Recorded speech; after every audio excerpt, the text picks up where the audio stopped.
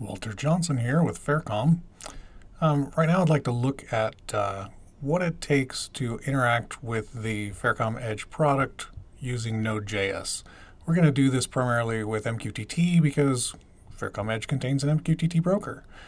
So there's going to be 3 videos. There's this one, which is kind of the intro and then includes some installation, and then there's going to be a second video that covers subscribing, and then a third video that shows publishing. So let's get started. Now I have our FairCom Edge package right here. If you look inside, there's a drivers folder. Inside of that, you will find a Node.js.mqtt tutorial. That is the one we're looking for. So let's go into this folder. Now we have to open a command line, and we have to do node install. Oh, sorry.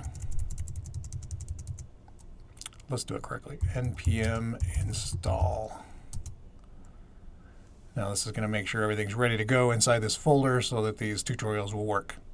Okay, that's done. Now that's the end of this video. Look, we'll get on to the next one.